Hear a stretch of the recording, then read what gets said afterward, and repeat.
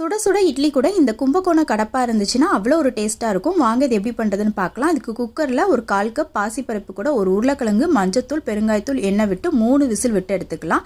ஒரு மிக்ஸி ஜாரில் 4-5 பல் தேங்காய், 2 பச்சை மிளகாய், ஒரு துண்டு இஞ்சி, 4-5 பல் பூண்டு, 2 ஸ்பூன் அளவுக்கு பொட்டுக்கடலை, 1/2 ஸ்பூன் சோம்பு சேர்த்து கொஞ்சம் தண்ணி விட்டு நல்ல மைய அரைச்சி எடுத்து வச்சுக்கலாம். இப்போ ஸ்டவ் ஆன் பண்ணி கடாய் ஒன்று வச்சு ஒரு 2 ஸ்பூன் அளவுக்கு எண்ணெய் விட்டு பட்டை, கிராம்பு, சோம்பு போட்டு தாளிச்சிக்கலாம். இப்போ இதில் ஒரு பெரிய வெங்காயத்தை சின்ன சின்னதாக கட் பண்ணி சேர்த்துக்கலாம். இது கூடவே ஒரு பச்சை மிளகாயும் சேர்த்து 1 நிமிஷம் வதக்கிக்கலாம். வெங்காயம் ரொம்ப நேரம் வதங்க வேண்டாம், லைட்டாக வதங்கினோடனே நம்ம தக்காளி சேர்த்துடலாம். ஒரு தக்காளியை சின்ன சின்னதாக கட் பண்ணி சேர்த்துட்டு கூடவே இந்த குழம்புக்கு வேணுங்கிற அளவு உப்பு சேர்த்து வதக்கிக்கலாம்.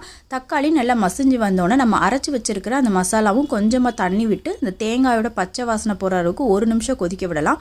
1 நிமிஷம் கழித்து குக்கரில் வேக வச்ச பாசிப்பருப்பு, உருளைக்கிழங்கையும் நல்லா மசிச்சு இதோட சேர்த்துட்டு ஒரு 5 நிமிஷம் கொதிக்க விட்டு எடுத்தோம்னா சூப்பரான கும்பகோணம் கடப்பா ரெடி.